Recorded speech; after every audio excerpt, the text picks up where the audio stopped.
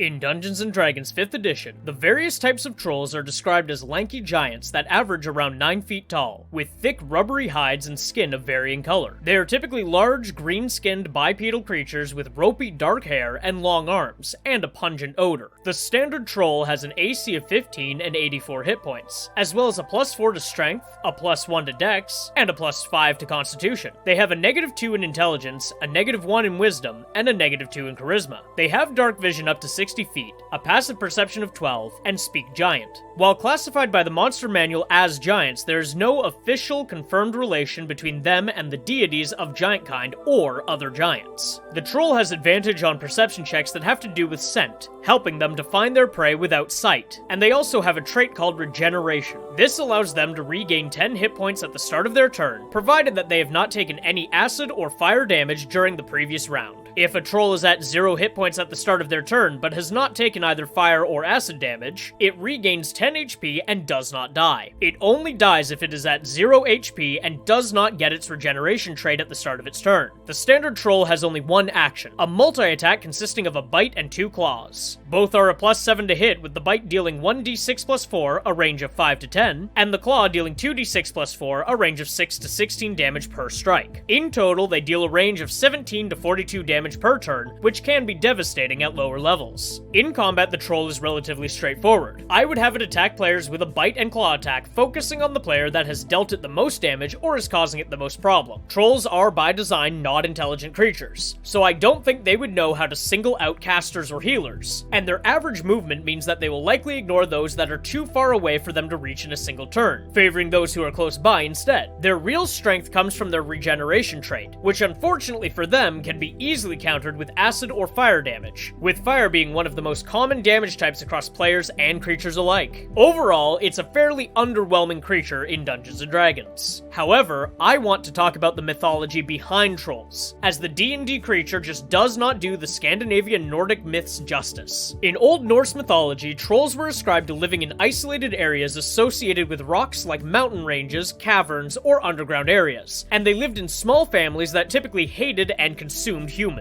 However, some tales have been found that describe trolls as more of larger humanoids that are distrustful of humans, but not vindictive unless provoked. The actual word troll also has various meanings that could be loosely translated to fiend, demon, shape or skin changer, or Jotun, the Old Norse giants of lore. Stories from Scandinavian folklore further the Old Norse myths by describing trolls as tall, lanky humanoids that live far from all quote-unquote civilized societies, usually living in remote mountains, forests, and caves. These creatures are described in various ways, depending on the source. Some are described as being very similar to humans, while others are ugly, slow-witted creatures that bear only a passing similarity to other humanoids. The imagery of a large, lanky creature that is not terribly similar to humans seems to be the prevailing consensus, especially in modern media. In later folktales from all across Scandinavia, trolls are frequently described as being very old, very strong, very large, and very stupid. They are usually man-eating monsters that are known for kidnapping and eating humans, spiriting them away to mountain caves for consumption. Their underground origins also morph them into creatures that require darkness to live, as most types will turn to stone when exposed to sunlight. Folklore specific to regions within Scandinavia all have variations on trolls, changing their tales to accommodate. Many modern scholars like to compare troll kind in Nordic myth to the fae or fairy creatures from Celtic and Gaelic myth. In Swedish folklore, trolls were believed to be from an underground realm where they value human children and seek to steal them away to raise them as their own. These trolls were able to change their shape and would encourage their own children to transform into human babies so that they could swap places. Similar to many fae creatures in other regions around the world, it was believed that trolls and shapechangers could be held back by iron, and so an old superstition of placing an iron tool near or in a baby's cradle was very common. If someone were to discover that their child had been replaced, they were supposed to abuse the troll child to threaten the troll parents into returning the real human kid. In one of the most notable tales about changeling troll children, a mother discovers that her child is in fact a shape-changed troll, and is encouraged to harm or abuse the troll child to convince the thieving trolls to return her son. However, she is unable to do so, even though she knows that this creature is not her trueborn son. Her husband then demands that she throw the changeling creature into their oven, and she still refuses, saying that cruelty is not the answer to their problem. In a fit of anger, the husband leaves and finds their son wandering alone in the forest. The child explains to his father that since his mother did not harm the troll child, child, he was not harmed either, and her willingness to give up her marriage and life to protect this creature convinced the trolls that they had no power over her and thus released her son.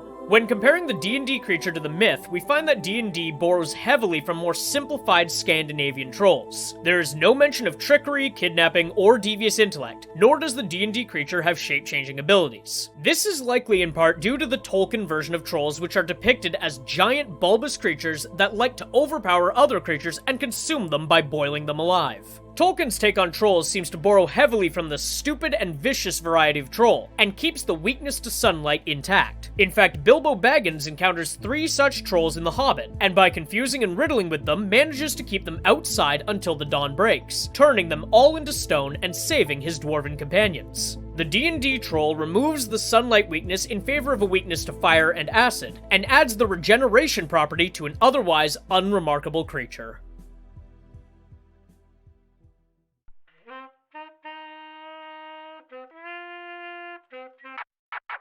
If you enjoyed that video, consider giving it a like and giving me a follow.